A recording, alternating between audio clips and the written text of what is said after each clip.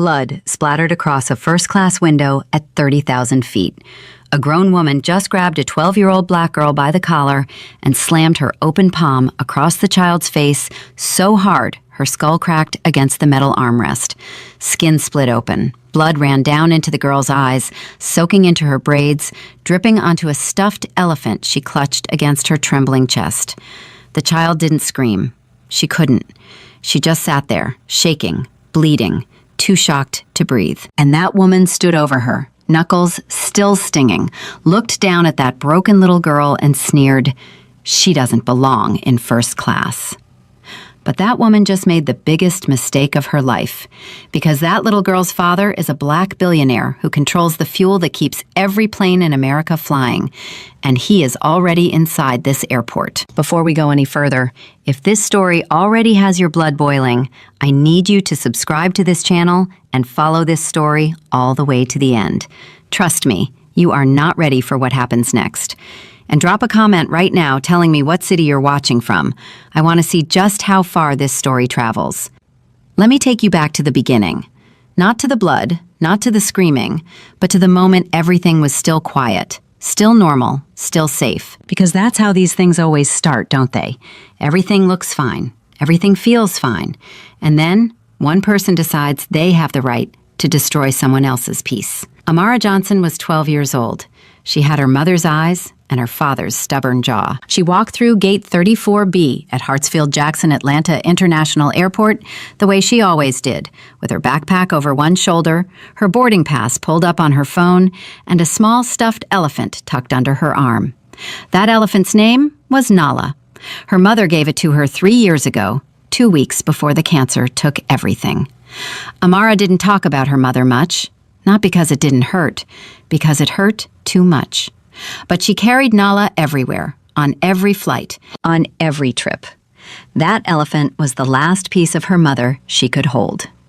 Now you need to understand something about Amara. This wasn't her first time flying alone. Her father, Darius Johnson, was the CEO of Meridian Energy Corp., one of the largest aviation fuel suppliers in North America. The man controlled fuel contracts with 6 of the top 10 airlines in the United States. When planes flew, they flew because Darius Johnson said so. But he never flaunted it. He never threw his weight around. He raised Amara to be the same way, humble, quiet, strong. So when Amara boarded that plane and walked into first class, she didn't announce herself. She didn't make a scene. She found her seat, 2A, window side, buckled her seatbelt, put Nala on her lap, and opened her book. It was a book about aerospace engineering. 12 years old and already dreaming about building rockets. That's who this child was. And then Victoria Whitmore walked in. Victoria was 53 years old, blonde hair pulled tight, designer sunglasses pushed up on her head, a Hermes bag swinging from her wrist like a weapon. She walked through that first-class cabin like she owned it, like the air itself owed her a thank you for breathing it. She sat down in seat 3C, directly across the aisle from Amara, and within 30 seconds, she was staring. Not glancing, staring. Her eyes moved from Amara's sneakers, to her backpack, to her braids, to her skin. And something shifted behind those eyes. Something cold. Something ugly. Something that had probably been sitting in that woman's chest her entire life, just waiting for a target. Victoria leaned over to the man sitting next to her, a businessman scrolling through emails, and whispered loud enough for half the cabin to hear, "Since when do they let children sit in first class unsupervised?" The man didn't respond. He just kept scrolling. But Victoria wasn't done. She pressed the call button above her seat. A flight attendant named Rebecca appeared within seconds. Young, professional, nervous already because she could see something brewing behind Victoria's smile. "Excuse me," Victoria said, her voice dripping with false politeness. "I think there's been a mistake. That girl over there, she's sitting in a first-class seat." Rebecca looked at Amara, looked back at Victoria. "Ma'am, all passengers in this cabin have confirmed first-class tickets." "I find that hard to believe," Victoria said. "She's alone. She's a child. And frankly, she doesn't look like she belongs here." Rebecca's face tightened. She knew exactly what Victoria meant. Every person within earshot knew what Victoria meant. But Rebecca was trained to de-escalate, so she smiled and said, I assure you, ma'am, her ticket is valid. She's a confirmed passenger. Victoria's jaw clenched. I'd like to see her boarding pass. Ma'am, I can't share another passenger's information with you. Then move her. I'm sorry? Move her to economy, where she belongs. Rebecca blinked. Ma'am, I can't relocate a passenger from their assigned seat without cause. Victoria's voice went ice cold. I am the cause. I paid $12,000 for this seat, and I will not spend the next 4 hours sitting across from some unsupervised child who clearly wandered up here from coach. Amara heard every word. She didn't look up from her book, but her hands were shaking. The pages trembled between her fingers.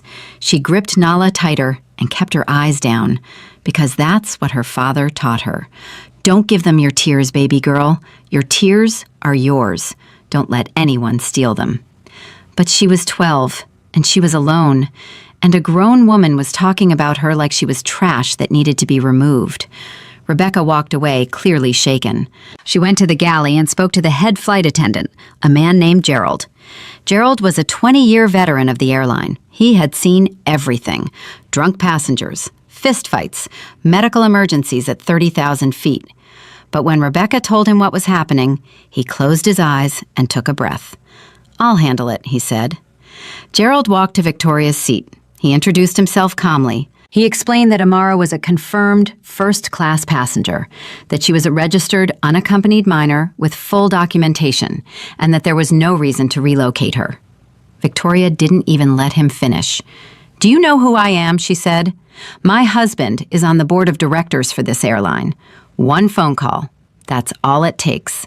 One phone call, and you'll be serving peanuts in a regional turboprop for the rest of your miserable career. Gerald held his ground. Ma'am, I understand your concern, but the child has every right to be here. Concern? Victoria laughed.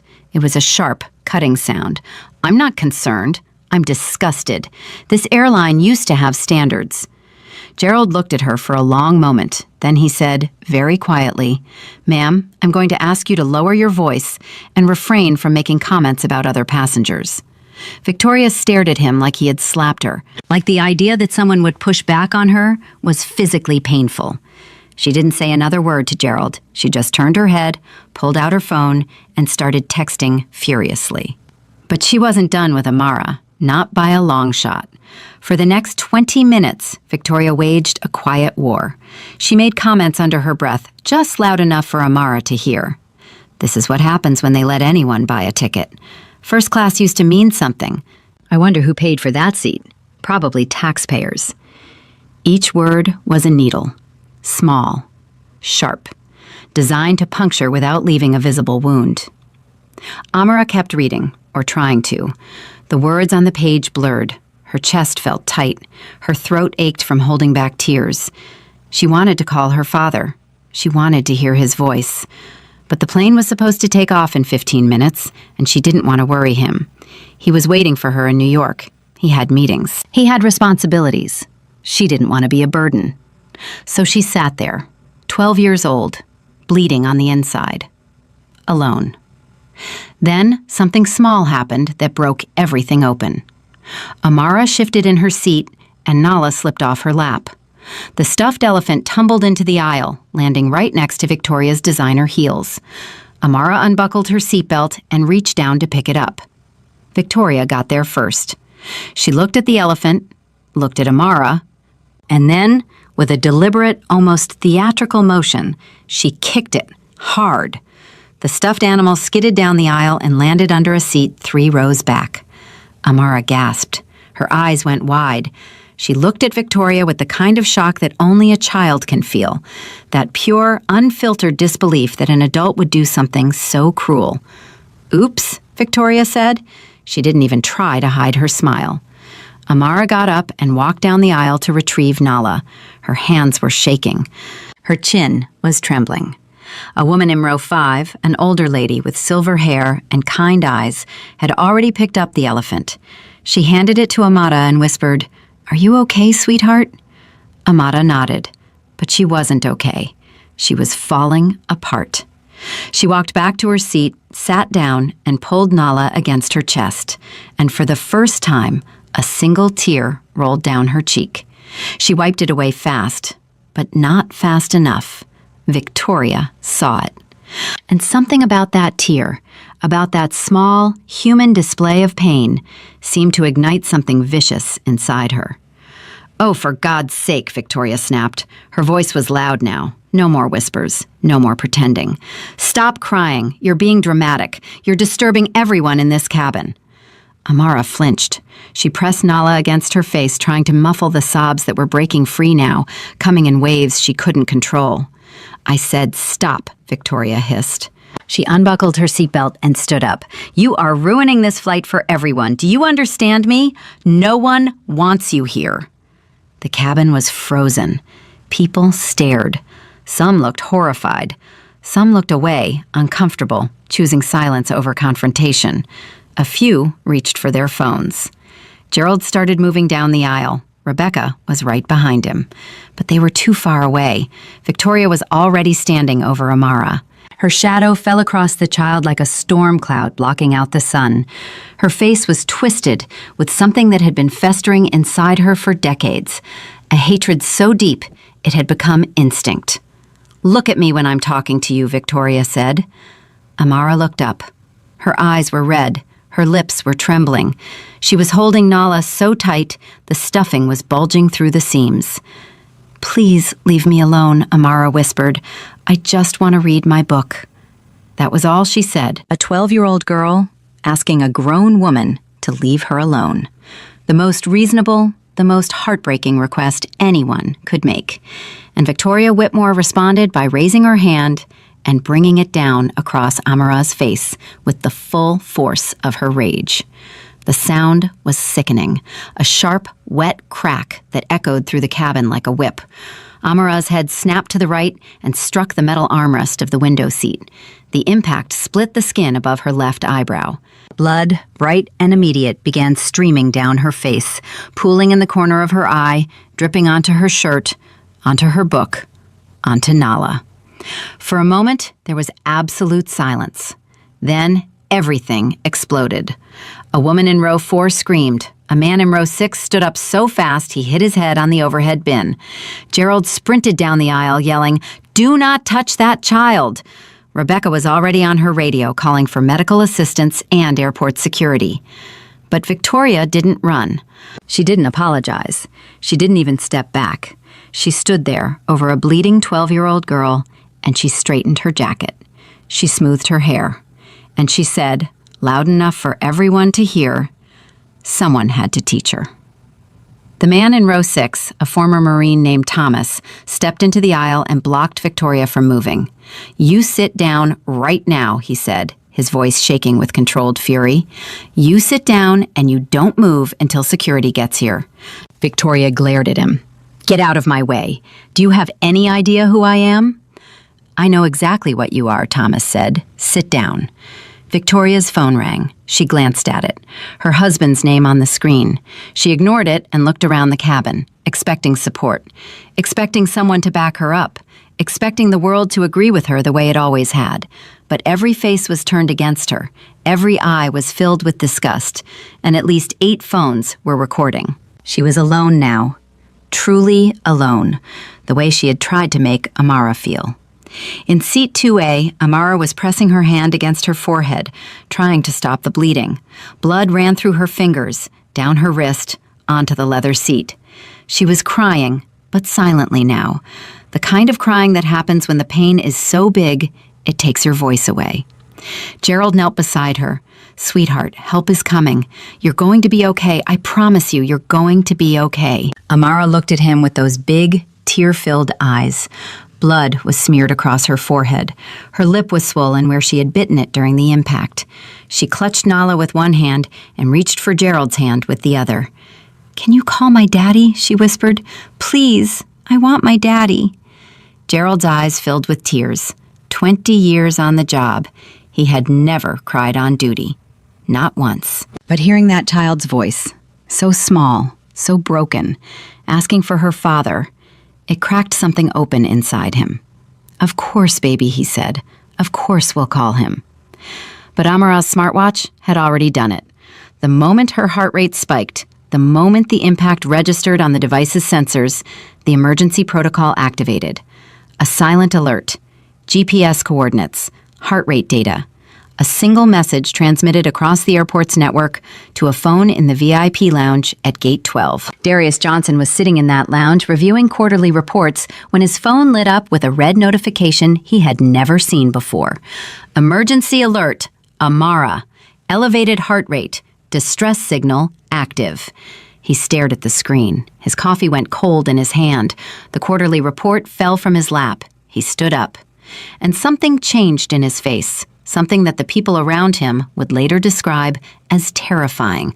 Not anger, not panic, something deeper, something ancient. The look of a father who knows, in his bones, that his child is in danger. He didn't run. He walked. Fast. Deliberate. Every step measured. Every muscle controlled. His bodyguard, Marcus, a 6'4" former Secret Service agent, fell in beside him without a word. He had seen that look before. He knew what it meant. Darius pulled out his phone and dialed the airline's executive operations line. It rang twice. "This is Darius Johnson. My daughter is on flight 714, gate 34B. Something is wrong. I need that plane held. I need security on that aircraft, and I need it now." The voice on the other end stammered. "Mr. Johnson, I'll need to verify." "You have 30 seconds, Darius said. "After that, I start making calls that end careers." 17 seconds later, airport security was dispatched to gate 34B. Darius kept walking. Past the shops, past the restaurants, past the crowds of travelers who had no idea that a storm was heading their way. Marcus spoke for the first time. "What do you need?" Darius didn't slow down. "I need my daughter." And after that, Darius stopped. He turned to Marcus, and the look in his eyes was enough to make a man who had taken bullets for a living take a half step back. "After that," Darius said quietly, "I need a name." He turned and kept walking. Behind him, his phone buzzed again. His personal attorney, his chief of staff, his head of security, all calling at once. The emergency alert had cascaded through his entire network. The machine was waking up. But Darius didn't answer any of them. He just walked toward gate 34B, where his daughter was bleeding, where a woman who thought she was untouchable was about to learn that she had just made the worst mistake of her life. 2 security officers reached the plane first. They boarded through the forward door and found chaos. Passengers standing, voices overlapping. Gerald kneeling beside Amara. Blood on the seat, blood on the floor. Victoria sitting in her seat with her arms crossed, her chin lifted, her eyes daring someone to challenge her. "That woman assaulted a child," Thomas said immediately, pointing at Victoria. "We all saw it. It's on video. Multiple videos."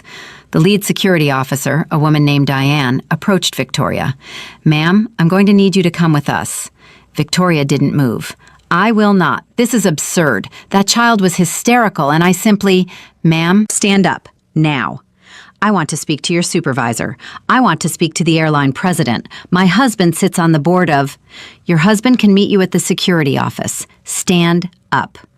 Victoria stood, slowly, deliberately, like she was doing them a favor. She grabbed her bag, adjusted her scarf, and walked toward the aisle like she was leaving a dinner party that had gone on too long. But as she passed Amara's seat, she stopped. She looked down at the bleeding child. The child who had done nothing wrong. The child who had only wanted to read her book and hold her stuffed elephant and fly to New York to see her father. And Victoria said, "Next time, fly coach." Diane grabbed her arm. "That's enough. Move." They escorted Victoria off the plane, down the jet bridge, into the terminal, where a small crowd had already gathered, drawn by the commotion, by the flashing lights of the security cart, by the radio chatter. And standing at the end of that jet bridge, perfectly still, his hands at his sides, his jaw locked tight, was Darius Johnson. He saw Victoria first, the blonde hair, the designer bag, the defiant expression. And then he saw the blood on the jet bridge floor. Small drops, a trail, leading back to the plane, back to his daughter. He looked at Victoria as she passed. Their eyes met for exactly 1 second. Victoria saw something in that man's gaze that she had never seen directed at her before. Not anger, not threat, something worse. Certainty. The absolute, unshakable certainty that she had just destroyed her own life. She looked away first. Darius walked past her without a word. He boarded the plane. He moved through the first-class cabin, past the staring faces, past the phones still recording, past the blood on the armrest. And he saw her, Amara, his baby girl, and every wall that Darius Johnson had. And every wall that Darius Johnson had ever built, every layer of control, every mask of composure that had carried him through boardrooms and hostile negotiations and a wife's funeral. All of it fell away in a single breath.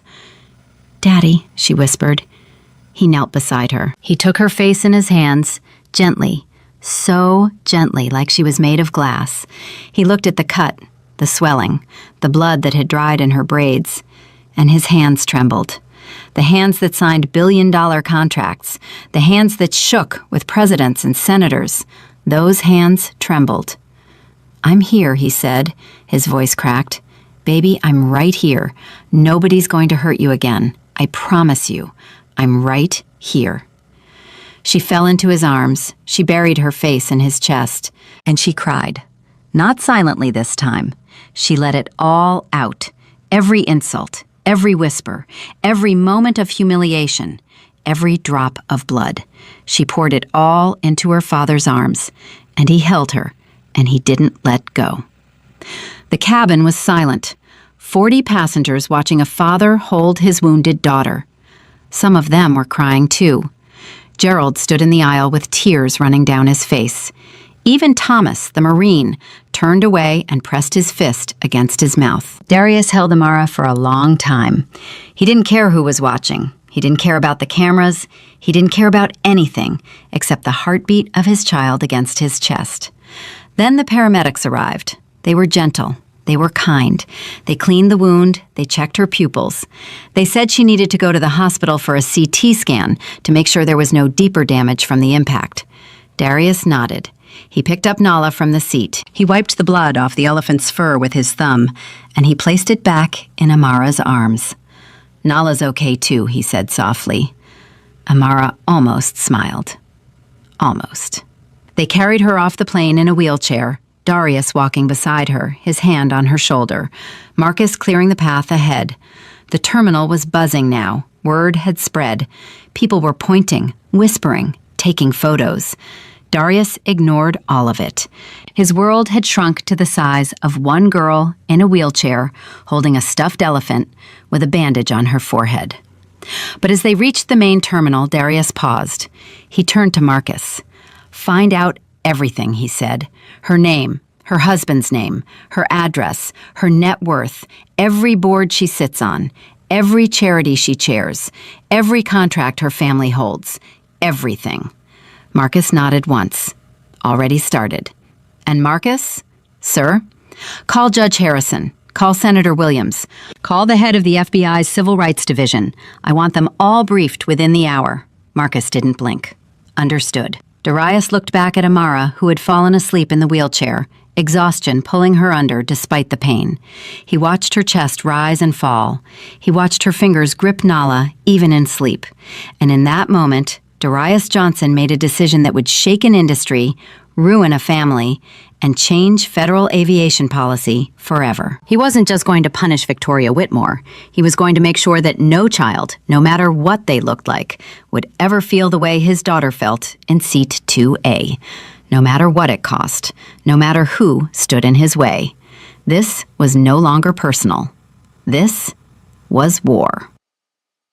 The ambulance doors slammed shut, and Darius climbed in beside Amara without asking permission. The paramedics started to say something about protocol, about only medical personnel in the vehicle, but one look from Darius shut that conversation down before it started. He sat on the narrow bench, took his daughter's hand, and didn't let go. Amara's eyes were half closed. The gauze on her forehead was already soaking through. Her fingers kept twitching around Nala's ear, squeezing and releasing. squeezing and releasing, like a heartbeat she was trying to hold on to. Marcus followed in a black SUV behind the ambulance, already on his third phone call. The first had been to Darius's personal attorney, Leonard Crane, a man who had argued cases before the Supreme Court and never lost a night's sleep over any of them. The second had been to the head of corporate security at Meridian Energy. The third was to someone Marcus would never name, someone in federal law enforcement who owed him a favor from a different lifetime. The ambulance hit a pothole, and Amara winced. Darius leaned closer. "I know it hurts, baby. We're almost there." "Daddy," she said, her voice small and far away. "I'm here." "She kicked Nala." Darius blinked. Of all the things his daughter could have said, of all the pain she was carrying, that's what came out first. Not the slap, not the blood, the fact that a grown woman kicked her dead mother's gift across the floor of an airplane. "She kicked Nala," Amara said again, and this time her voice broke. Darius looked down at the stuffed elephant. There was still blood on its fur. One of its button eyes was loose from where Amara had gripped it too tight. This little thing, this worn, faded, blood-stained little thing that still smelled like his wife's perfume if you held it close enough. "Nala's tough," Darius said. "Just like you. Just like your mama." Amara closed her eyes. A tear slid from the corner of her eye into the gauze. The paramedic checked her vitals and made notes on a clipboard, pretending not to notice that a grown man was silently crying in the back of his ambulance. They arrived at Grady Memorial Hospital at 6:47 in the evening. The ER was chaos, the usual Friday night symphony of sirens and shouting and overstretched nurses running on caffeine and prayer.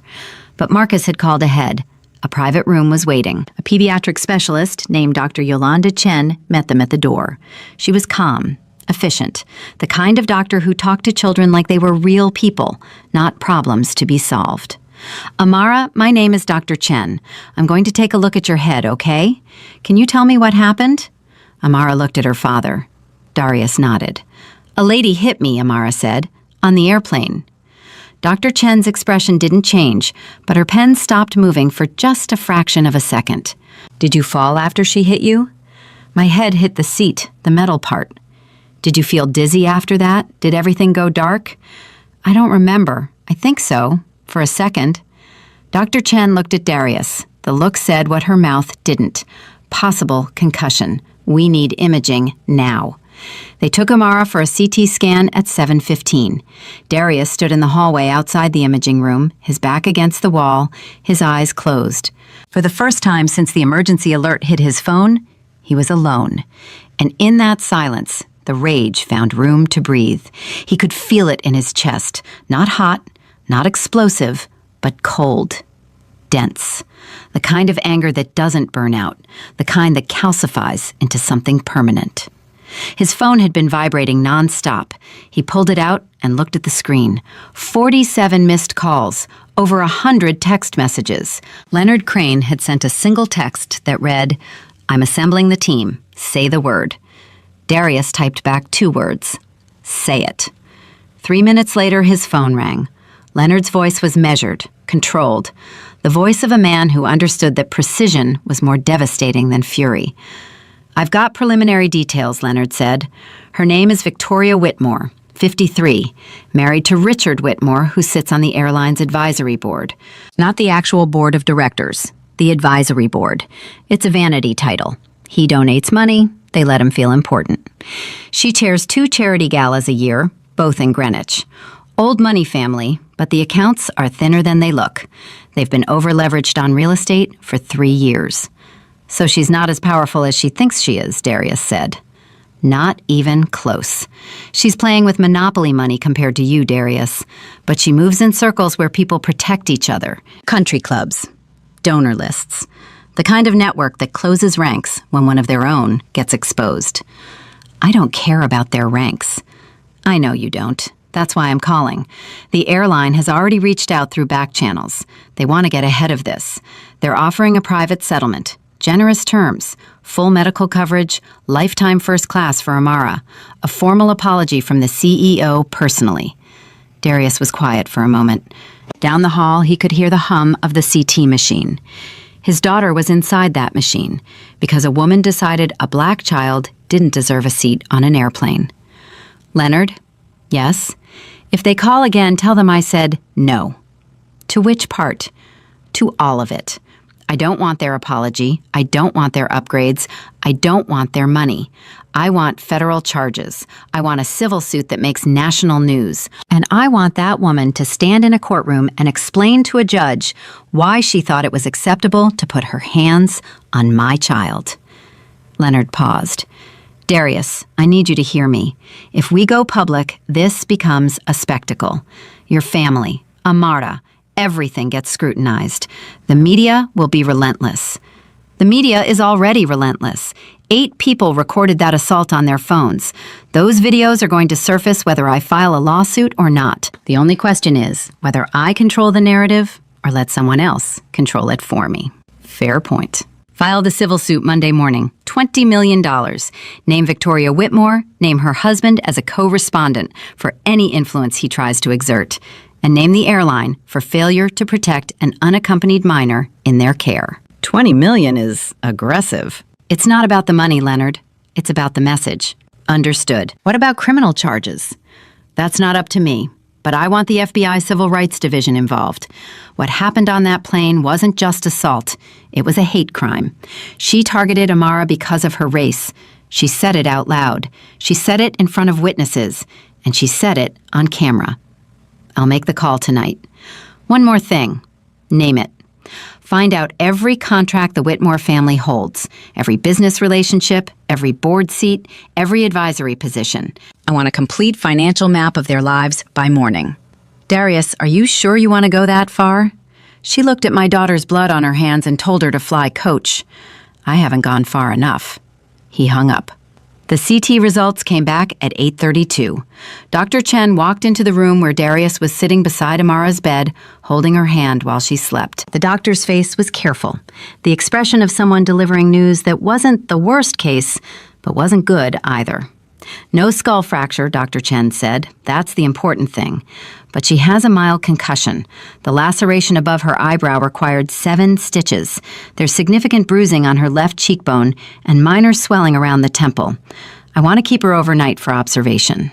Darius nodded slowly. What about long term? The physical injuries will heal.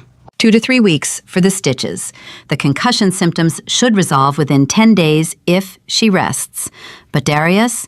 Dr. Chen pulled a chair closer and sat down. The physical damage isn't what concerns me most. Tell me, this child experienced a violent assault by a stranger in an environment where she should have been safe. She was alone. She was targeted because of who she is. That kind of trauma doesn't just heal with stitches and rest. I'd strongly recommend she see a child psychologist, someone who specializes in racial trauma. Darius looked at his sleeping daughter. The bruise on her cheek was already turning purple. The bandage over her stitches was bright white against her dark skin. She was holding Nala against her neck the way she used to hold her mother's hand. She already lost her mother, Darius said quietly. She was just starting to trust the world again. Dr. Chen put her hand on his arm. She has you. That matters more than you know. At 9:15, Marcus arrived at the hospital with a folder. He didn't come into Amara's room. He waited in the hallway. Darius stepped out, closing the door softly behind him. Talk to me, Darius said. Marcus opened the folder. Victoria Whitmore, maiden name Victoria Prescott. Old Connecticut money, but the family fortune was mostly spent 2 generations ago. She married Richard Whitmore 26 years ago. He runs a mid-sized hedge fund, Whitmore Capital, managing roughly $400 million in assets. Sounds impressive, until you realize he's been underperforming the market for 6 straight years. Their net worth on paper is about $35 million, but at least 20 of that is tied up in real estate that's underwater. So they're struggling. They're pretending they're not struggling. There's a difference. She spends like the money is infinite. He borrows to keep up appearances. Their oldest son got kicked out of Dartmouth last year for a cheating scandal. Their daughter works at a gallery in Soho that Richard's been quietly funding because it doesn't turn a profit. What about the airline connection? Richard's been on the advisory board for 4 years. He donates $100,000 annually in exchange for the title and the lounge access. The airline's actual board barely knows his name. But here's where it gets interesting. Marcus flipped a page. Whitmore Capital has a significant investment in Skyway Logistics, a regional cargo airline that relies heavily on Meridian fuel contracts for its East Coast operations. Darius looked at Marcus. How heavily?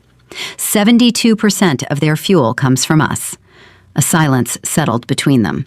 The hospital hallway hummed with distant voices, beeping monitors, the squeak of nurses' shoes on linoleum.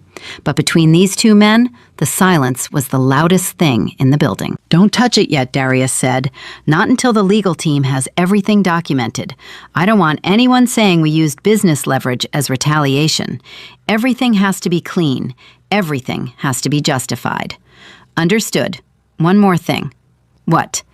"The videos are out. Someone uploaded the first one about an hour ago. It already has 600,000 views.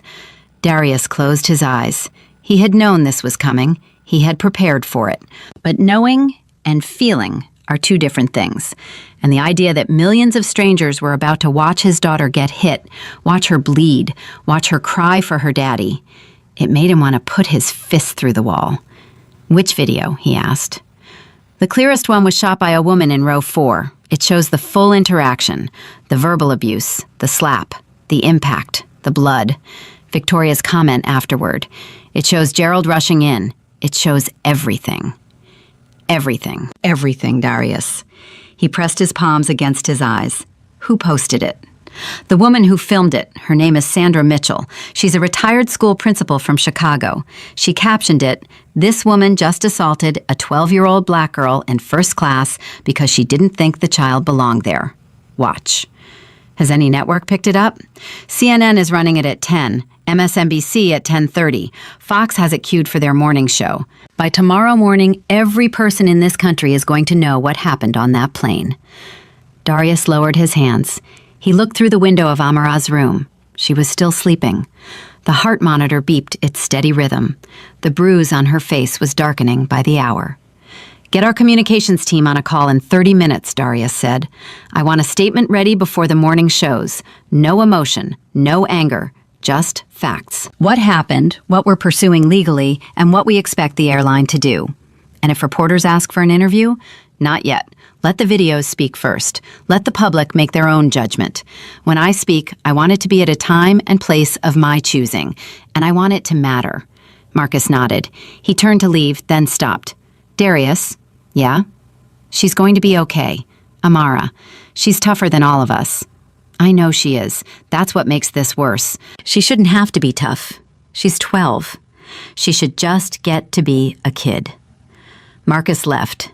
Darius went back into the room and sat in the chair beside Amara's bed.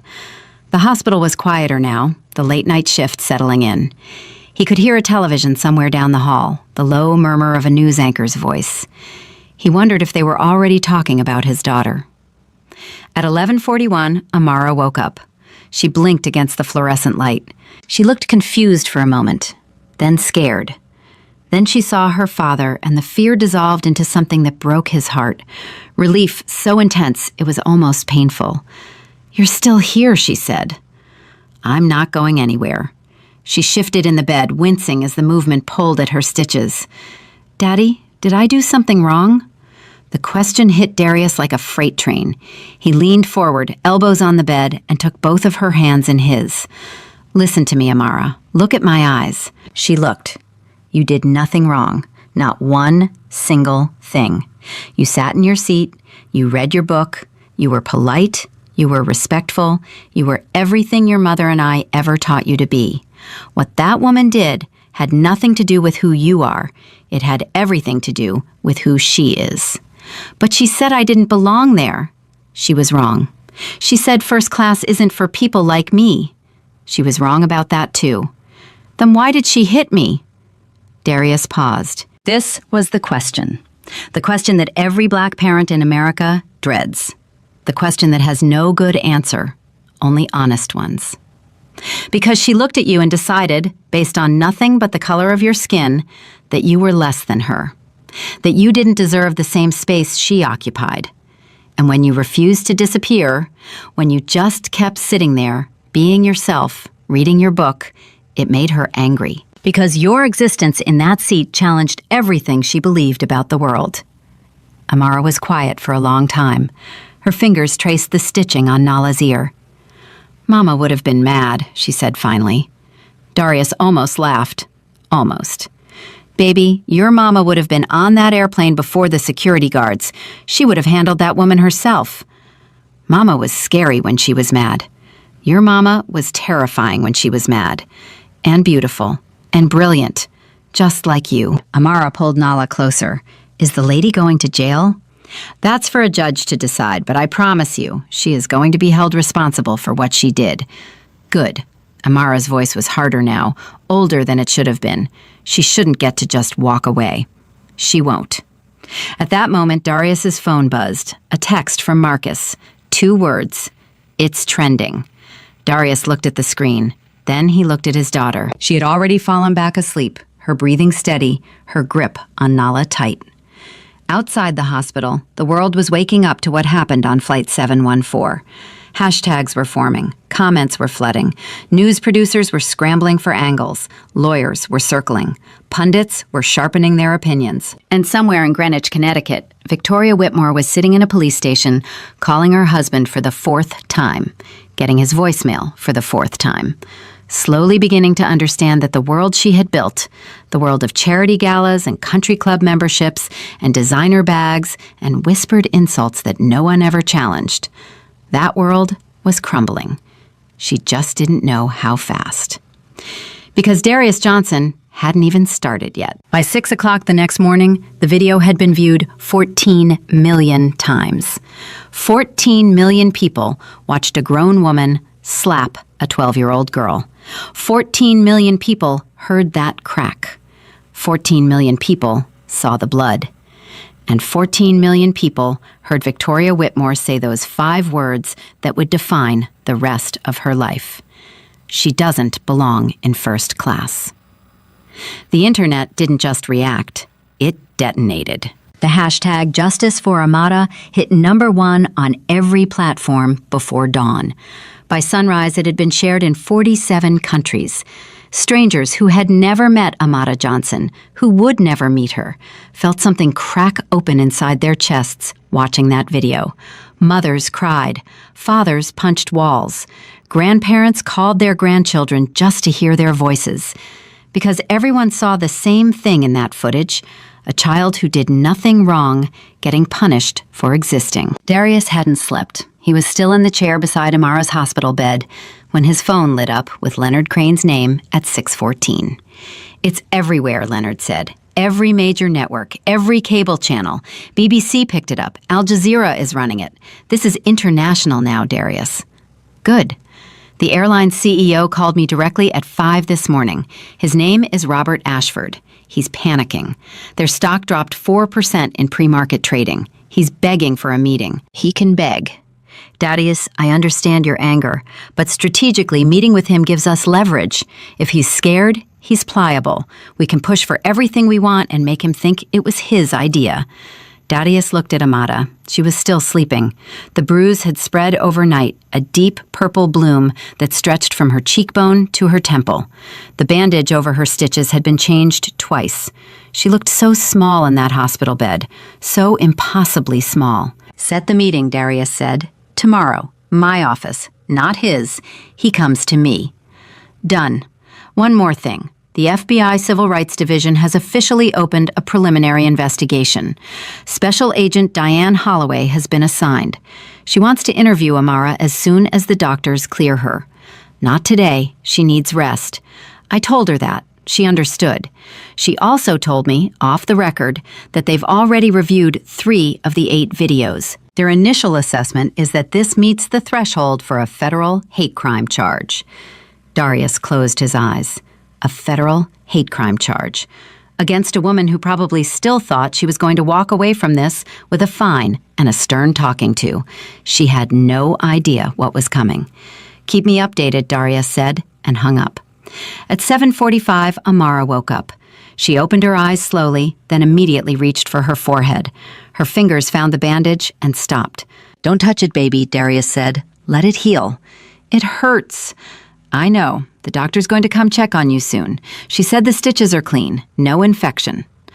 Amara looked at him with those clear, dark eyes. "You look tired, Daddy." "I'm fine." "You didn't sleep." "I slept a little." "You're lying. Mama always said you were a terrible liar." Darius couldn't help it. He laughed. It was a short, rough sound, like rust scraping off something that hadn't been used in too long. "Your mama was right about most things." Amara sat up slowly, wincing. She looked around the room. She saw the flowers that had arrived overnight, sent by Gerald, the flight attendant who had held her hand on the plane. She saw the card from Dr. Chen taped to the bedside table. She saw Marcus standing outside the door, arms crossed, watching the hallway like a hawk watching an open field. "Daddy, is the whole world watching?" Darius hesitated. He didn't want to lie to her. He had made a promise to his wife in those final weeks that he would never lie to their daughter. Not about the easy things. Not about the hard things. Not ever. "Yes," he said, "a lot of people saw what happened to you." On their phones? On the internet? The news? Everywhere. Amara's chin trembled. "They saw me crying?" "They saw a brave girl who was attacked by someone much bigger and much older, and they're angry on your behalf, baby. They're angry because what happened to you was wrong. I don't want people feeling sorry for me." "They don't feel sorry for you. They feel proud of you." "Proud of what? I didn't do anything." Darius reached over and tucked a loose braid behind her ear, careful to avoid the bruise. "You survived. You stayed calm. You asked for help. And you didn't let that woman take your dignity. That's not nothing, Amara. That's everything." She was quiet for a moment. Then she said something that made Darius's blood freeze. She said she was going to teach me a lesson right before she hit me. She leaned down and whispered it. She said, "Let me teach you where you belong." And then she hit me. Darius's jaw tightened. His hands gripped the arms of the chair. That detail hadn't been in any of the videos. The whisper happened before the slap, off camera. But Amara heard it. Amara remembered it. "You're sure those were her exact words?" "I'm sure, Daddy. I'll never forget them." "Did you tell the paramedics? Did you tell Dr. Chen?" "No, I only wanted to tell you." Darius pulled out his phone and texted Leonard immediately. "New information. Victoria whispered to Amara before the assault. Direct quote, 'Let me teach you where you belong.' Amara will testify. This changes the hate crime case. Call Holloway now." He put the phone down and looked at his daughter. "Thank you for telling me that. I know it wasn't easy." "Is it important?" "It's very important. What she whispered proves that she planned to hurt you. It wasn't a reaction. It was an impulse. She decided to do it." Amara nodded slowly. She pulled Nala into her lap and straightened the elephant's crooked ear. "Daddy, I have a question. Anything. That lady kept saying I didn't belong in first class, but I had my ticket. I had my seat. Why wasn't that enough?" Darius felt the weight of that question settle on his shoulders like a physical thing. He had spent his entire career building something undeniable, a company so powerful, so essential, that the world couldn't ignore it. He had done it for himself, for his family, for his community. But sitting in that hospital room, looking at his daughter's bruised face, he realized something that cut him deeper than any boardroom loss ever had. All the money in the world, all the power, all the fuel contracts and private jets and corner offices, none of it had been enough to protect her in seat 2A. "It should have been enough," he said. "Your ticket, your seat, your right to be there. It should have been more than enough. And the fact that it wasn't, that's not your failure. That's the world's failure. And I'm going to make them fix it." At 10 o'clock that morning, Marcus walked into the room with a look on his face that Darius had only seen twice before. Once when a hostile takeover attempt nearly succeeded 5 years ago, and once when Darius's wife was first diagnosed. "What is it?" Darius asked. "Richard Whitmore just held a press conference." "He what?" 20 minutes ago, outside his home in Greenwich. Full media presence, camera crews, reporters, the whole production. "And what did he say?" Marcus pulled up the video on his tablet and pressed play. Richard Whitmore stood behind a podium that looked like it had been set up in a hurry on his front lawn. He was wearing a navy blazer and a white shirt. no tie. His hair was combed, but his eyes were red. He gripped the sides of the podium and spoke directly into the cameras. My wife, Victoria, is a loving mother, a devoted philanthropist, and a pillar of our community. What happened on that aircraft has been taken wildly out of context by social media and an irresponsible press. Victoria did not assault anyone. She intervened to calm a disruptive child who was creating a disturbance in the first-class cabin. The injuries the child sustained were accidental and the result of the child's own erratic behavior. My family will be filing a defamation lawsuit against anyone who continues to spread these false narratives. We will not be bullied by the mob. Marcus paused the video. The room was silent. Darius stared at the frozen image of Richard Whitmore's face. The arrogance, the entitlement, the absolute refusal to accept responsibility. It was Victoria all over again, just wearing a different face. "He just called my daughter disruptive," Darius said. His voice was so quiet, Marcus had to lean in to hear it. He just told the world that a 12-year-old girl caused her own injuries. He just blamed the victim on national television. "It gets worse," Marcus said. His attorney sent a cease and desist letter to Sandra Mitchell, the woman who posted the original video. They're threatening to sue her for invasion of privacy and intentional infliction of emotional distress. They're trying to suppress the evidence. They're trying to intimidate anyone who speaks up. Darius stood. He walked to the window. He pressed his forehead against the glass and breathed. In and out. In and out. The rage was so big now, it had its own gravity. It was pulling everything toward it. His thoughts, his focus, his heartbeat. "Marcus." "Yes?" "Call Leonard. We're filing the civil suit today, not Monday, today. And I want a press conference of our own, this afternoon, 3 o'clock at Meridian headquarters. Full media access." "What are you going to say?" Darius turned from the window. "The truth. I'm going to show every video. I'm going to read the medical report. I'm going to name every witness. And then I'm going to let America decide who's lying." "And the fuel contracts?" "Not yet. That card stays in my pocket until I need it." "Darius, you know the board is going to have questions, mixing personal matters with business. A woman assaulted my daughter because she's black. She did it on an airplane operated by a company that depends on my fuel to fly. This stopped being personal the moment she made it about race. The board can ask all the questions they want. I have answers." The press conference happened at 3:17 that afternoon. Darius stood behind a podium in the lobby of Meridian Energy's headquarters. He wore a charcoal suit and no tie. His eyes were steady. His voice was controlled. But everyone in that room could feel the force behind every word, the kind of controlled power that makes people sit up straighter in their seats. He didn't start with anger. He started with love. 3 years ago, I lost my wife to cancer. She was the bravest person I ever knew. When she died, she left me with one job: protect our daughter, raise her to be strong, teach her that she belongs anywhere she earns the right to be. He paused. The cameras clicked like a swarm of insects. Yesterday, my daughter Amara, who is 12 years old, boarded a flight alone. She does this regularly. She sat in her first-class seat, the seat I purchased for her, and she opened a book about aerospace engineering. She didn't make noise. She didn't cause a disturbance. She sat quietly, like the well-raised, respectful child she is. His voice tightened. A woman named Victoria Whitmore decided that my daughter did not belong in first class. She harassed her verbally. She kicked a stuffed animal that belonged to my late wife out of my daughter's hands. And when my daughter began to cry, silently, the way children do when they're afraid to make a sound, Victoria Whitmore leaned down, whispered, "Let me teach you where you belong," and struck my 12-year-old across the face with enough force to split her skin open on a metal armrest. The room was dead silent. My daughter received 7 stitches. She has a concussion. She has bruising across her face that will take weeks to heal. She woke up last night screaming from a nightmare in which she was back on that plane. She is 12 years old. She weighs 87 pounds, and a grown woman hit her because of the color of her skin.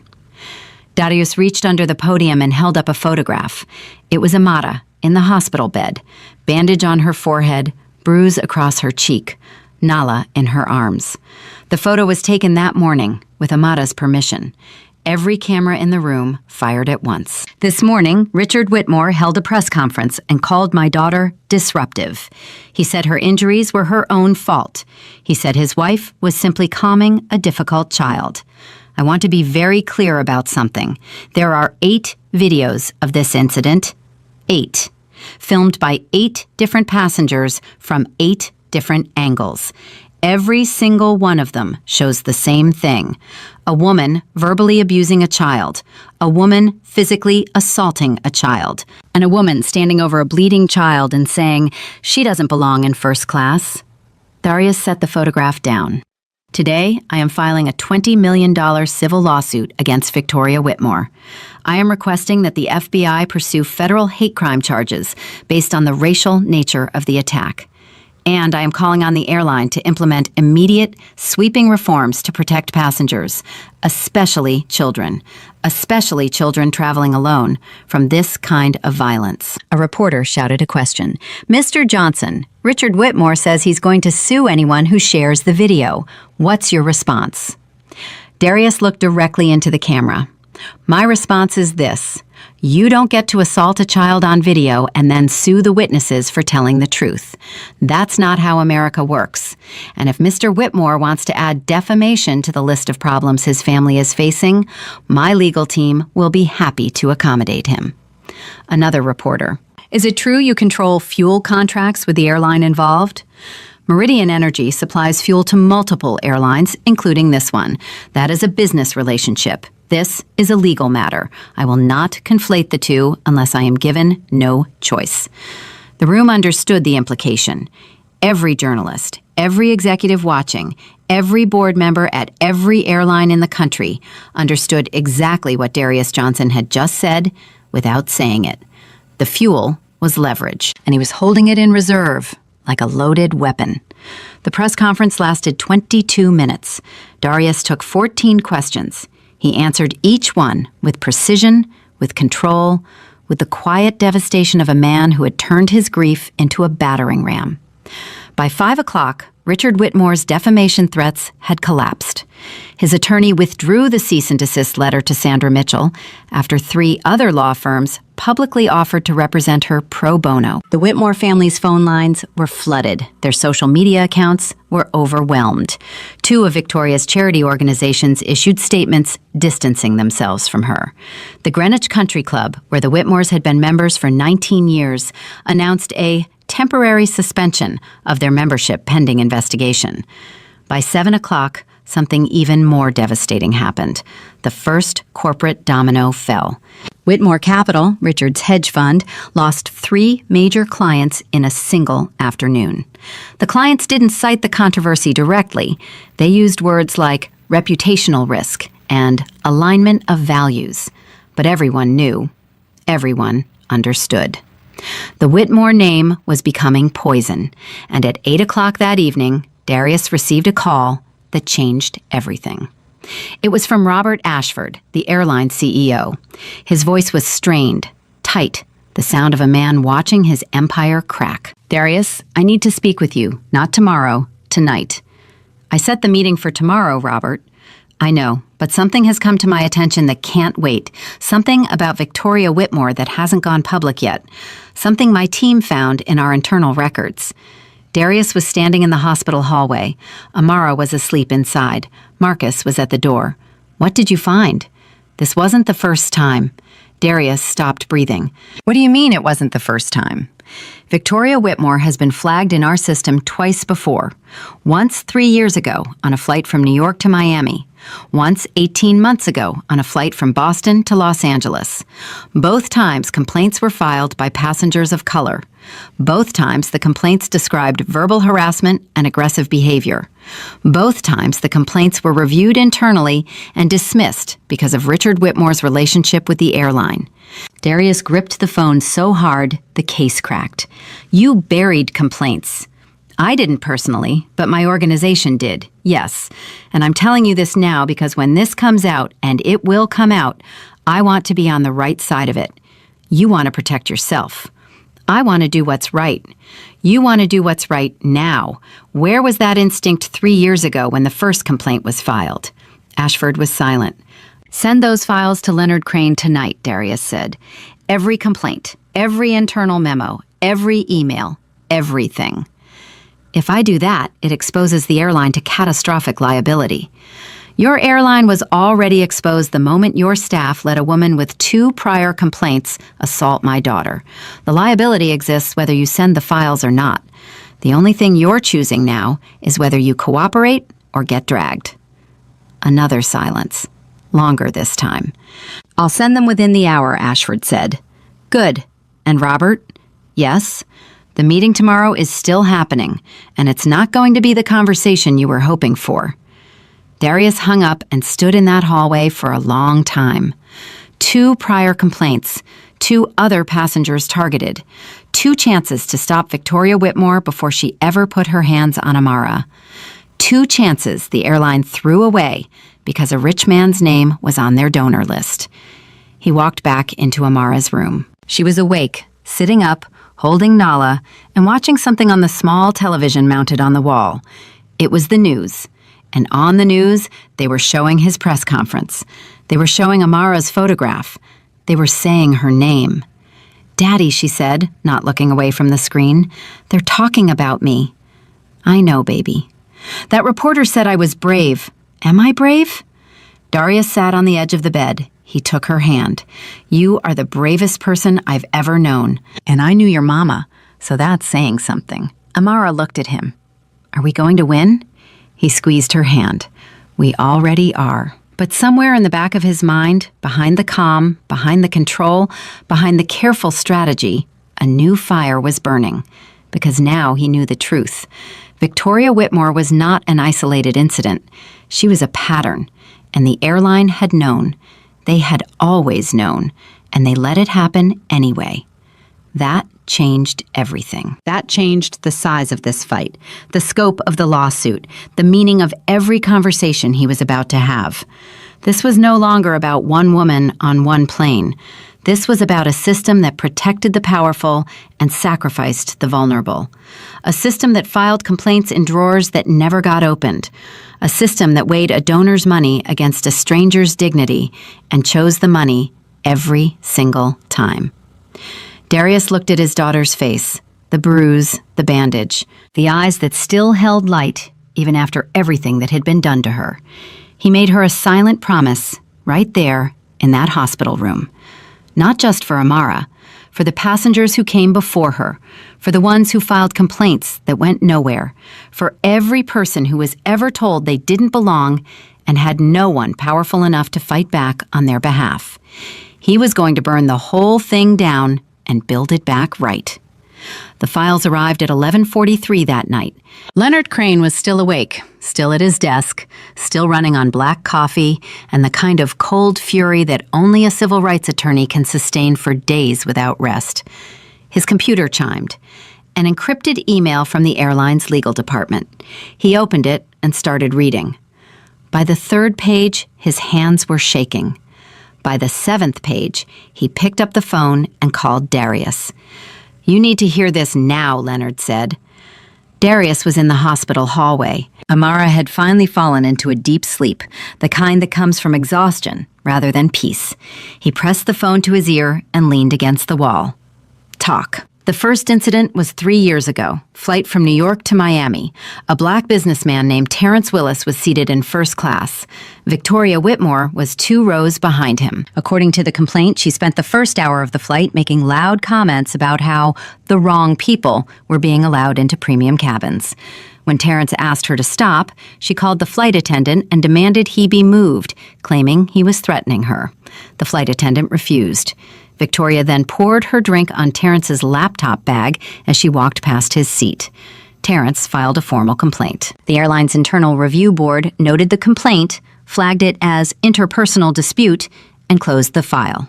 No action taken. Darius said nothing. His jaw was locked. The second incident was 18 months ago, Leonard continued. Flight from Boston to Los Angeles. An Indian-American woman named Priya Kapoor was traveling with her 6-year-old son. first class. Victoria complained to the crew that the child was too loud and that these people shouldn't be allowed to fly with real passengers. Priya confronted her. Victoria called Priya a slur. A passenger 2 rows back heard it and reported it. Priya filed a complaint. The airline's review board flagged it, noted that Richard Whitmore was an advisory board donor, and marked the file resolved internally. No follow-up, no discipline, no record forwarded to any authority. She called the woman a slur in front of her child, Darius said, and they buried it. They didn't just bury it, Darius. They created a system designed to bury it. I went through the internal protocols in these files. Any complaint involving a passenger connected to the advisory board goes through a separate review channel, a channel with exactly one person on it, the airline's VP of Donor Relations.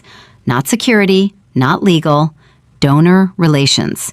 The person whose job is to keep rich people happy. So they built a pipeline specifically to protect people like Victoria. That's exactly what they built, and it worked. Twice.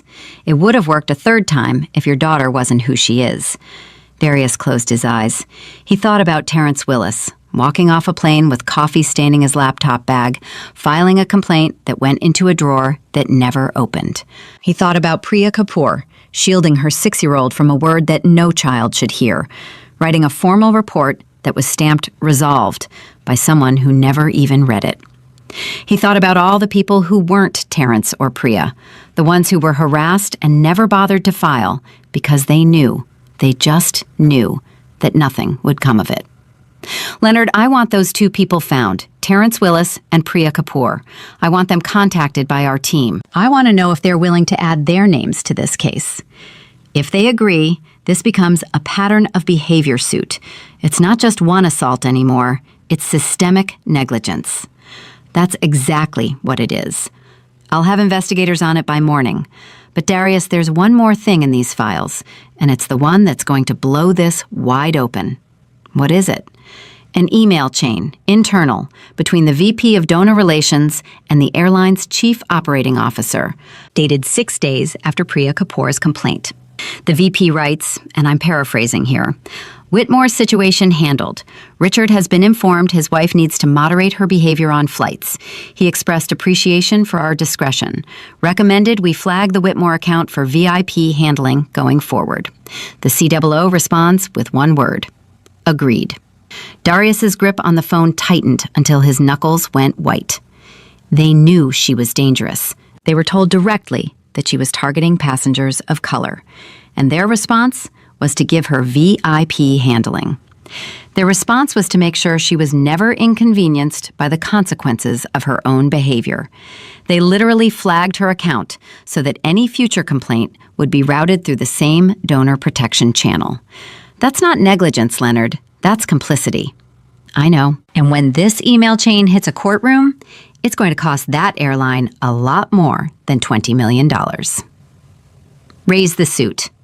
To how much? $50 million. And add the airline as a primary defendant, not just a co-respondent, primary. Darius, $50 million is going to make headlines. I want it to make headlines. I want every airline in this country to see that number and ask themselves whether their donor protection channels are worth the risk. Consider it done. I'll file the amended complaint first thing Monday. File it tomorrow. Tomorrow is Saturday. I don't care what day it is. File it tomorrow. Leonard paused. Then he said something he had never said to Darius in 15 years of working together. You know, I've represented a lot of powerful people. CEOs, senators, heads of state.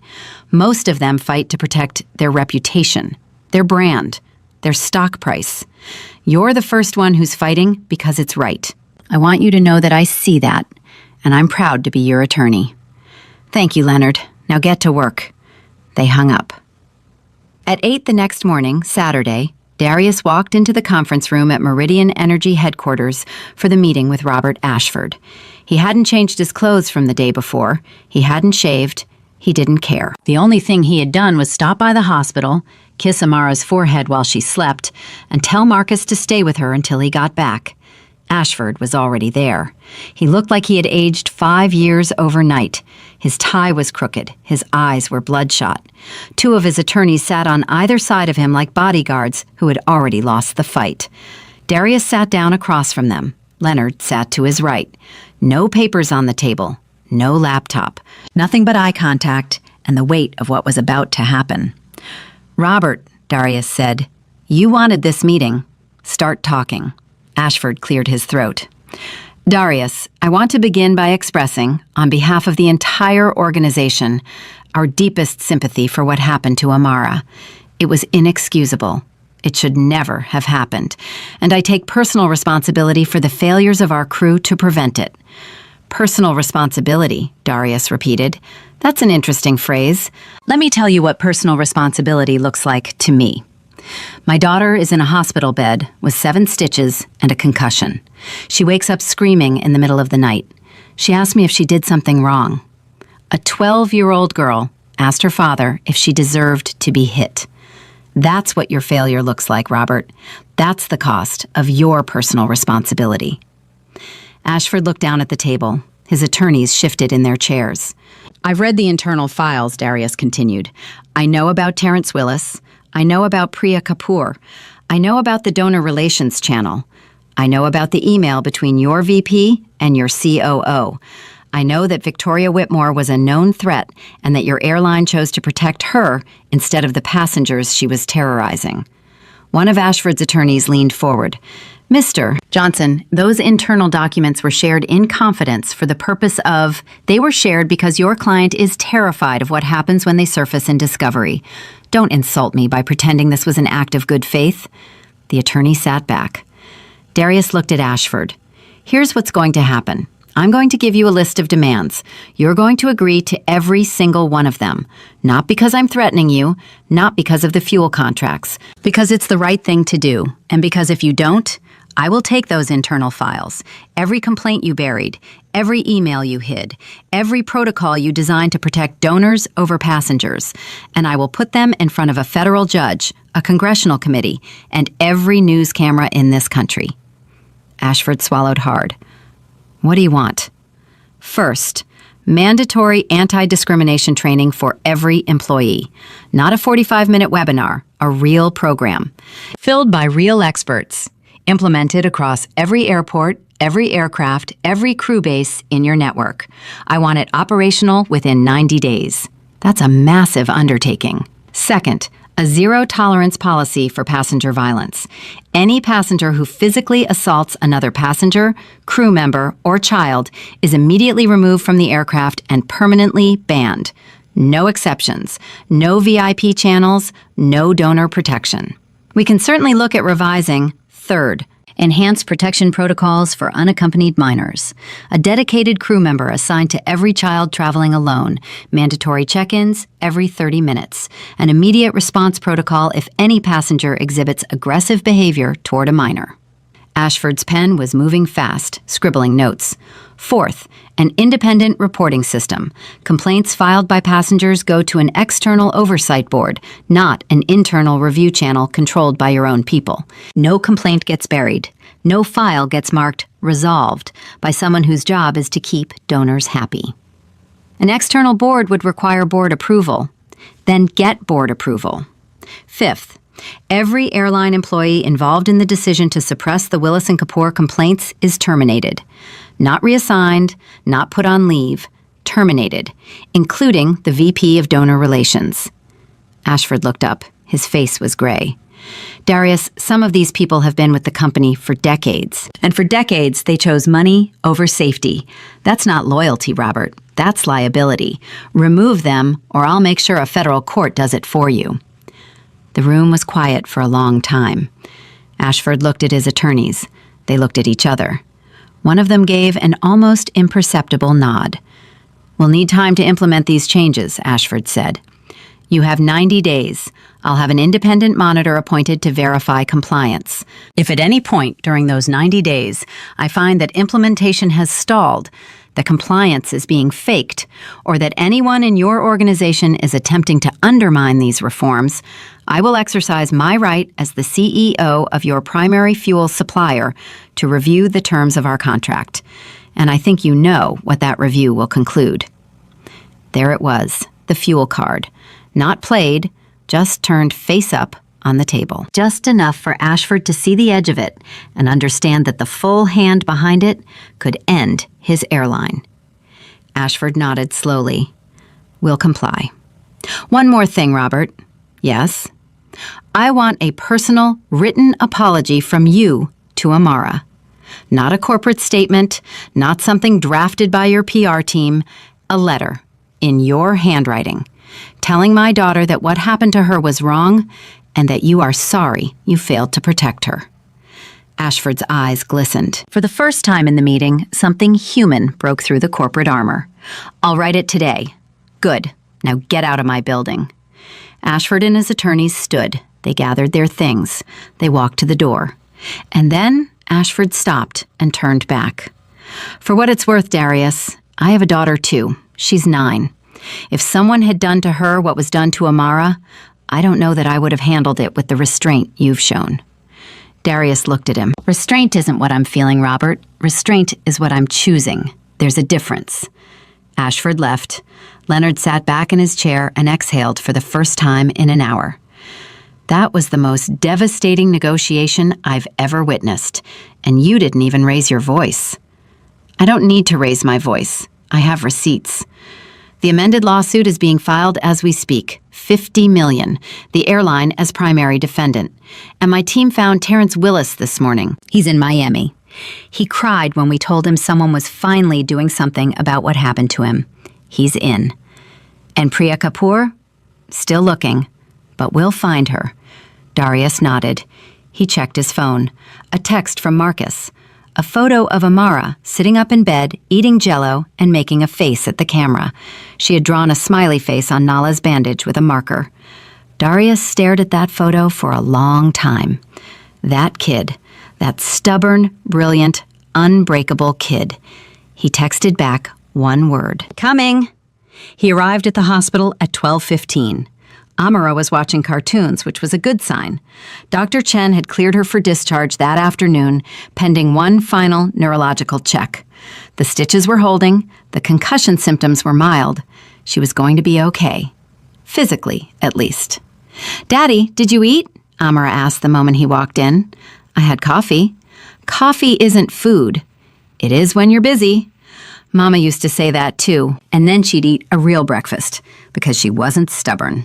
Your mama was absolutely stubborn. She was the most stubborn person I ever met. Then where do you think I got it from? Darius sat on the edge of her bed and stole a spoonful of her Jell-O. She swatted his hand, but she was smiling. Actually, smiling. The bruise was still there, the bandage was still there, but the light was back in her eyes, dim but present, like a pilot light that refused to go out. Daddy, I want to go home. Dr. Chen is going to check you one more time. If she says okay, we leave this afternoon. Promise? Promise. At 1:45, Dr. Chen completed the final evaluation. Amara passed every test. Her pupils were equal and reactive. Her balance was steady. Her memory was intact. She could name the president, the day of the week, and most importantly to her, the current standings in the WNBA. She's clear to go home, Dr. Chen said. But I want her resting for at least a week. No screens for more than an hour at a time. No physical exertion. And please, get her in to see a therapist. The sooner, the better. Already arranged, Darius said. She starts Monday. Dr. Chen knelt down to Amara's level. You are one tough young lady, you know that? Amara shrugged. My daddy says tough is just another word for tired of being scared. Dr. Chen looked at Darius. You're raising her right. I'm trying. They left the hospital at 2:30. Marcus drove. Darius sat in the back with Amara. She leaned against his shoulder, Nala in her lap, watching the city pass by through the window. She was quiet for a long time. Then she spoke. Daddy, is that lady sorry? Darius thought carefully before answering. I don't think she's sorry for what she did. I think she's sorry she got caught. What's the difference? When you're sorry for what you did, you feel it in your heart. You want to make it right because you understand you caused pain. When you're sorry you got caught, you just want the trouble to go away. You don't care about the pain. You care about yourself. That's sad. It is. Is her husband sorry? Her husband went on television and blamed you for what happened. Amara sat up straight. He blamed me? He said you were being disruptive. He said your injuries were your own fault. Amara's eyes went wide, then narrow. Something flashed across her face that Darius had never seen before. Not sadness, not fear, anger. Real, righteous, justified anger.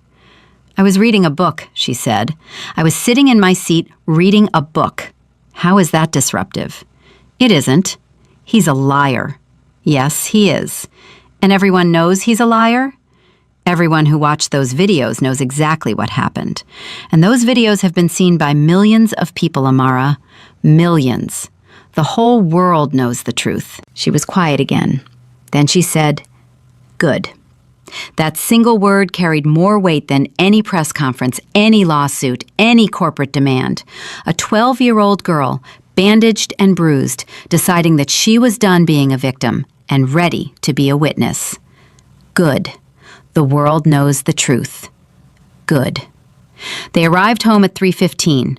Home was a brownstone in Buckhead that Darius and his wife had bought when Amara was 2. It still had his wife's garden in the back. It still had her paintings on the walls. It still smelled like her, if you stood in the right room at the right time of day. Amara went straight to her room. She put Nala on the pillow, climbed into bed, and pulled the covers up to her chin. Darius stood in the doorway. "You need anything? Can you leave the hall light on?" She hadn't asked for a light since she was 7. Darius's heart cracked along a fault line he didn't know existed. "Of course, baby." "Daddy?" "Yeah?" "I'm glad you're my dad." He gripped the door frame. "I'm glad you're my daughter. Get some rest." He closed the door halfway, left the hall light on, and walked to his office. He sat down at his desk, opened his laptop, and stared at the screen for a full minute before he started typing. He wrote an email to his entire board of directors. He outlined everything: the assault, the hospital, the buried complaints, the airline meeting, the demands, the amended lawsuit. He told them that Meridian Energy was about to become the center of a national conversation about corporate responsibility and racial justice. He told them that every decision he was making was both morally right and legally sound. And he told them that if any member of the board had a problem with his approach, they could schedule a meeting or they could submit their resignation. He sent it at 4:07. By 4:22, every single board member had replied with the same message: "We stand with you." At 5 o'clock, Marcus knocked on his office door. "Darius?" "Yeah?" "We found Priya Kapoor." Darius looked up. "She's in San Francisco. She has a 7-year-old son now, the same boy who was on that Boston to LA flight 18 months ago. When our investigator called her, she broke down. She said she'd been carrying that experience alone for a year and a half. She said she filed the complaint and heard nothing. She said she called the airline 4 times asking for updates and was told each time that the matter had been resolved internally. She never found out what that meant. She thought they just didn't care. They didn't care. She wants in. She wants her name on the lawsuit. And Darius, she told our investigator something that changes everything. What? Victoria didn't just call her a slur on that flight. Victoria grabbed her son's arm and squeezed it hard enough to leave a bruise. Priya took photos. She included them in her original complaint. Those photos were in the file the airline sent us. But someone had removed the attachment before it was reviewed. The photos were deleted from the system. Darius stood up slowly. The airline destroyed evidence of a physical assault on a child. That's what it looks like. That's not just negligence, Marcus. That's obstruction. That's criminal. I know. Call Leonard, now. Already did. He's filing a motion to preserve all digital records before the airline can scrub anything else. And he's referring the evidence destruction to the FBI. Darius walked to the window. The sun was going down over Atlanta. Somewhere out there, Victoria Whitmore was sitting in a holding cell, or a lawyer's office, or the living room of a home that wouldn't be hers much longer. Somewhere out there, Robert Ashford was realizing that the files he sent in a desperate bid to save himself had just opened a door to something he couldn't close. Somewhere out there, Priya Kapoor was holding her son and crying tears she had been holding for 18 months. And upstairs, in a bedroom with the hall light on, Amara Johnson was sleeping with a blood-stained stuffed elephant on her pillow. Darius pulled out his phone. He opened his contacts. He scrolled to a name he hadn't called in 2 years. Senator Diane Mitchell, chair of the Senate Commerce Committee, which had direct oversight of the Federal Aviation Administration. She answered on the second ring. Darius Johnson, I've been watching the news. I was wondering when you'd call. Senator, I need 15 minutes of your time. You can have as long as you need. What I'm about to tell you goes beyond one incident. It goes beyond one airline. What I have is evidence of a systemic pattern of discrimination, cover-up, and evidence destruction across a major U.S. carrier, and I believe it requires congressional attention. The senator was quiet for 3 seconds. Then she said, "Send me everything. I'll have my staff review it tonight. And Darius, if what you're telling me is accurate, I will open a formal inquiry before the end of the week." It's accurate. Every word. Then God help that airline, because Congress won't. Darius hung up and stared at the darkening sky. This had started with a slap on an airplane, a single act of cruelty against a child who was guilty of nothing more than sitting in her seat with a book and a stuffed elephant. Now it was a federal investigation, a $50 million lawsuit, a congressional inquiry, a pattern of cover-ups stretching back years, and a corporate structure that was about to be dismantled piece by piece by a man who had the resources, the resolve, and the righteous fury to see it through to the end. Victoria Whitmore thought she was untouchable. She thought her husband's name and her country club membership and her $12,000 seat made her invincible. She was about to find out what happens when you lay your hands on the wrong man's daughter. Senator Diane Mitchell kept her word. By Wednesday morning, 4 days after that slap on Flight 714, the Senate Commerce Committee announced a formal inquiry into discriminatory practices and complaint suppression at major U.S. airlines. The announcement hit like a bomb. Cable news ran it as breaking coverage. Airline stocks across the sector dipped. And in a holding facility in Atlanta, Victoria Whitmore sat across from her attorney and heard the news through a phone speaker that her lawyer held up with trembling hands. "A congressional inquiry," Victoria said. She blinked rapidly, like the words were in a language she didn't speak. "Over what? I slapped a child who was misbehaving. Since when does that involve the United States Senate?" Her attorney, a man named Douglas Tate, who charged $800 an hour and was beginning to wonder if that was enough, set the phone down and folded his hands. "Victoria, I need you to listen to me very carefully. This is no longer about what happened on that plane. The FBI has opened a hate crime investigation. The airline has turned over internal files showing 2 prior complaints against you, both involving passengers of color. One of those complaints included photographic evidence of a bruise you left on a 6-year-old boy's arm. That evidence was deleted from the airline's system. The FBI is now investigating the airline for obstruction. And the man whose daughter you hit controls the fuel supply for half the commercial aviation industry in this country." Victoria's face went pale. "Richard will handle this. He always handles things." "Victoria, Richard can't handle this. Richard's hedge fund lost 4 more clients yesterday. His advisory board position with the airline has been revoked. 2 of your charity boards have issued public statements condemning your actions. Your country club membership has been permanently terminated. And this morning, your personal bank sent a notice that your joint line of credit is under review due to, and I'm quoting here, reputational risk concerns." Victoria stared at him. Her lips parted, but nothing came out. "Your life as you knew it is over," Douglas said. "The only question now is how much of it you can salvage." "I want to fight this." "Fight what, exactly? There are 8 videos, 50 witnesses, a child with 7 stitches and a concussion. Your own words recorded on camera. She doesn't belong in first class. There is nothing to fight, Victoria. There is only damage control. Then control the damage. I'm trying. The federal prosecutor has indicated willingness to discuss a plea arrangement.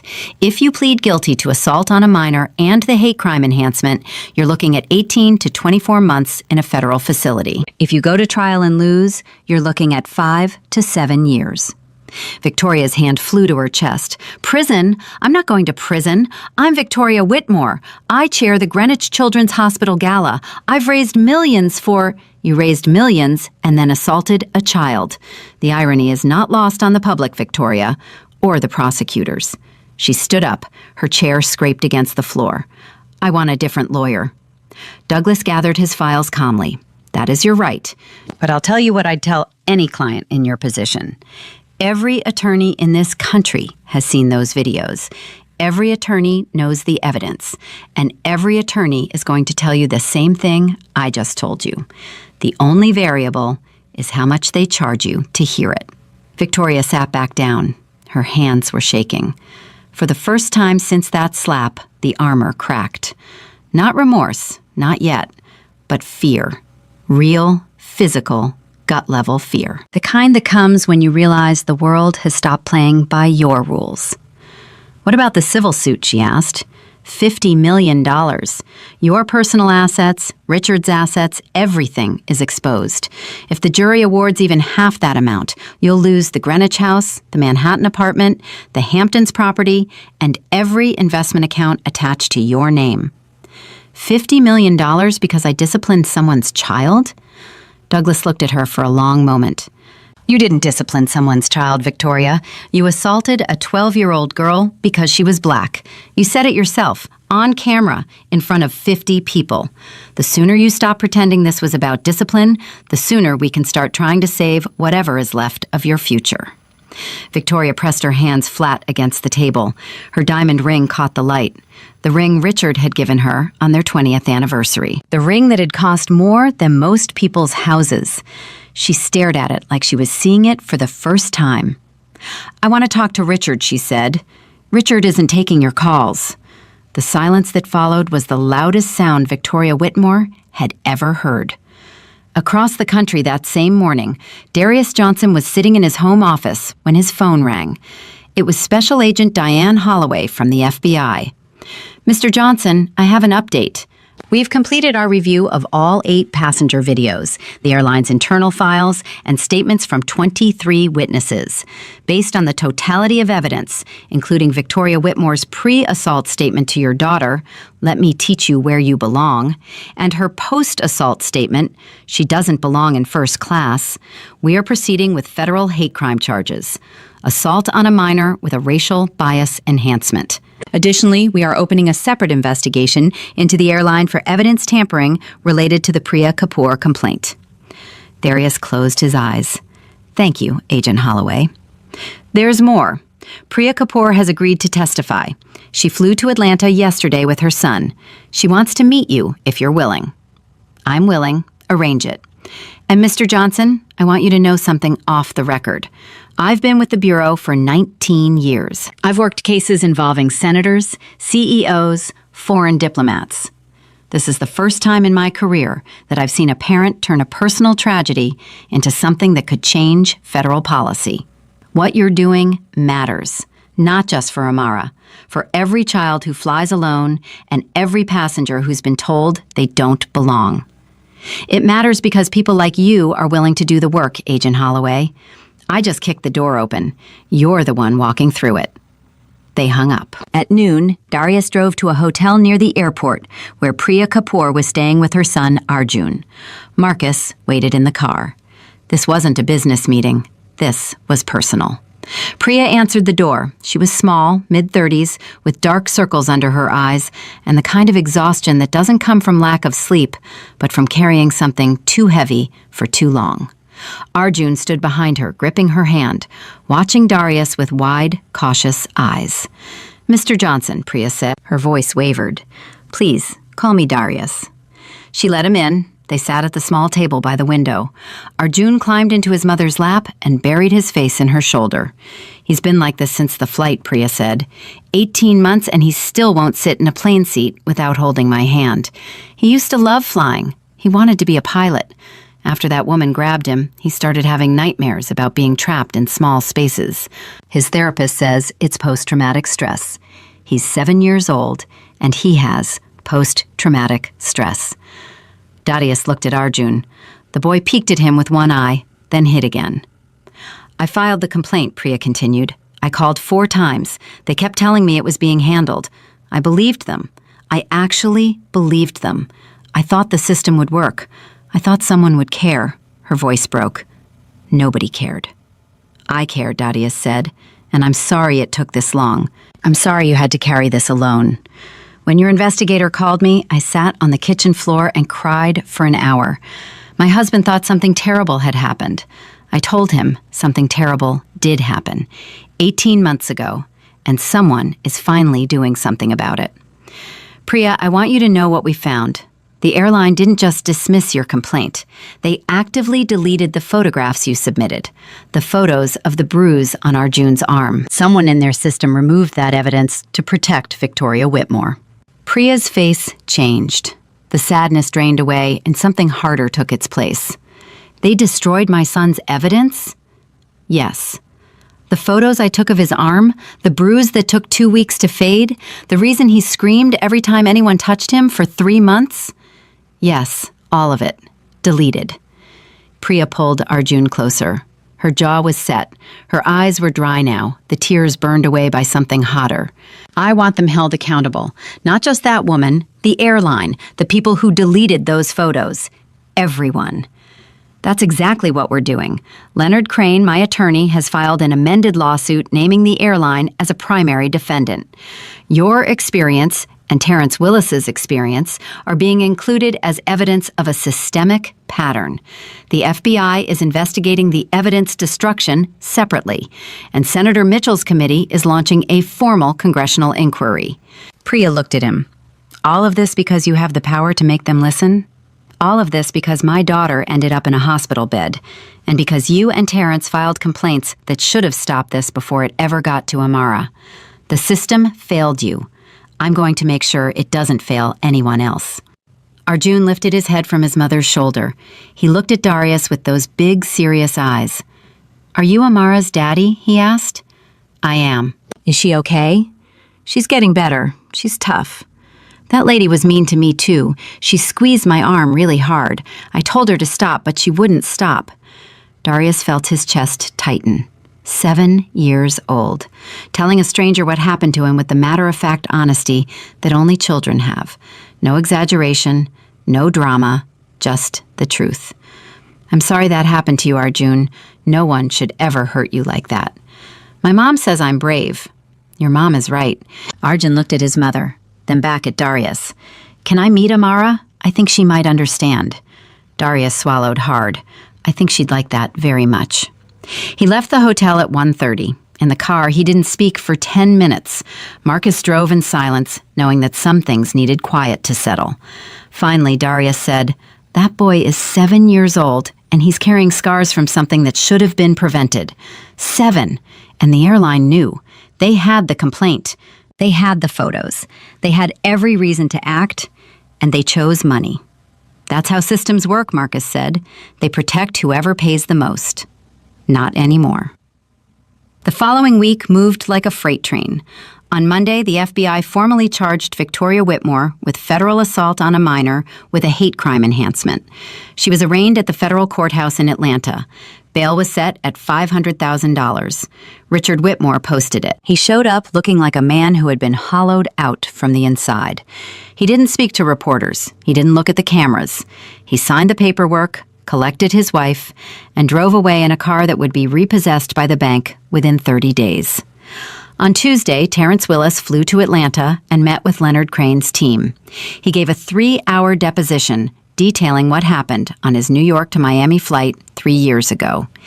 He described the insults, the drink poured on his bag, the complaint he filed, the silence that followed. When he finished, he sat quietly for a moment, then said, I thought I was the only one. I thought maybe I overreacted. I spent 3 years wondering if I was the problem. Thank you for telling me I wasn't. On Wednesday, Senator Mitchell's office subpoenaed the airline's complete internal records going back 5 years. The airline's legal team tried to file a motion to quash. A federal judge denied it within 4 hours. On Thursday, something happened that no one expected. Gerald, the head flight attendant who had knelt beside Amara on the plane and held her hand while she bled, went on national television. He sat across from the anchor and told his story. He talked about what he saw. He talked about how the crew hesitated because Victoria threatened lawsuits. He talked about a system that taught crew members to prioritize wealthy passengers over safety. And then he said something that became the most shared quote of the year. I've spent 20 years in the air. I've handled every kind of emergency you can imagine, but I have never, in my entire career, felt as helpless as I did watching a grown woman hurt a child and knowing that my training had not prepared me to stop it. That's not a crew failure. That's a system failure. And systems don't change until someone forces them to change. By Friday, the airline announced a complete overhaul of its passenger conduct policies. Every demand Darius had made in that conference room was adopted. Anti-discrimination training, zero-tolerance violence policy, enhanced minor protection, independent complaint oversight. The VP of Donor Relations was terminated. The COO who had approved the cover-up resigned. But the moment that mattered most didn't happen in a courtroom or a boardroom or on television. It happened on a Saturday afternoon, 2 weeks after the slap, in the backyard of a brownstone in Buckhead. Amara was sitting on the porch steps. Her stitches had been removed 3 days earlier. The scar above her eyebrow was still pink and fresh, a thin line that Dr. Chen said would fade with time, but might never disappear completely. The bruise had faded to a yellowish shadow. She was reading her aerospace engineering book again, the same one that had been splattered with her own blood on that airplane. Darius had bought her a new copy. She refused it. She wanted the original. She said the bloodstains were part of the story now. Darius came outside and sat next to her. He didn't say anything at first. He just sat there, the way he used to sit with his wife on these same steps, watching the garden, breathing the same air, letting the silence be enough. "Daddy," Amara said without looking up from her book. "Yeah?" "A girl at school sent me a message. She said she saw the video. She said she was on a plane last year and a man told her mother to go back to her country. She said her mother cried the whole flight and nobody did anything. She said she wished someone had done what you did." Darius looked at his daughter. "What did you say back?" "I said I was sorry that happened to her mom, and I told her that the next time someone says something like that, she should record it, and she should report it, and she should never, ever let anyone make her feel like she doesn't belong." Darius felt something shift in his chest, something deep and tectonic. His daughter wasn't just healing, she was becoming the person her mother had dreamed she would be, becoming someone who turned pain into purpose. "Your mama would be so proud of you," he said. "I know," Amara said. And for the first time since the assault, she smiled. Not a small smile, not a careful smile, a real one, the kind that starts in the eyes and works its way down. "I think she's watching." "I think so too." Amara closed her book and leaned against her father's shoulder. Nala was in her lap, freshly washed, one button eye still slightly loose. The blood was gone, but the elephant still carried the memory of it, the way old things carry the weight of everything they've survived. "Daddy, I've been thinking about something. Tell me, when I grow up, I don't want to just build rockets. I want to build something that protects people, like a system, a real one that actually works, so that when a kid is sitting on a plane alone and someone tries to hurt them, there's something in place that stops it before it happens. Not after, before." Darius turned to look at her. 12 years old, 7 stitches, 1 concussion, a scar she would carry for the rest of her life. And she was sitting here, talking about building systems to protect strangers. "You know what that sounds like?" he said. "What?" "That sounds like something your mother would have said." Amara nodded. "I know. That's where I got it." They sat together on those steps until the sun dropped low and the streetlights came on. Father and daughter. Survivor and protector. Two people who had walked through fire and come out the other side holding on to each other. 6 months later, Victoria Whitmore pleaded guilty to federal assault with a hate crime enhancement. She was sentenced to 22 months in a federal correctional facility. The judge, in her sentencing remarks, said, "This court does not sentence you for a single slap. This court sentences you for the belief that gave you permission to deliver it. The belief that a child's skin color determined her right to occupy a seat she had earned. That belief is not just wrong, it is dangerous. And this sentence is a message that such beliefs carry consequences." Richard Whitmore filed for divorce 3 weeks after the sentencing. Whitmore Capital closed permanently. The Greenwich House was sold to cover legal debts. Victoria's charity boards never reinstated her. The country club never reopened its doors to her. The world she had built, the world of whispered insults and unchallenged cruelty, and the unshakable conviction that her wealth made her untouchable, that world ceased to exist. The airline settled the civil lawsuit for $47 million. $20 million went to a trust fund in Amara's name. $15 million went to the newly established Johnson Foundation for Air Passenger Rights, which Darius created to fund legal representation for passengers who experienced discrimination. $7 million was divided between Terrence Willis and Priya Kapoor. $5 million funded the independent oversight board that now monitors passenger complaints at every major U.S. airline. Congress passed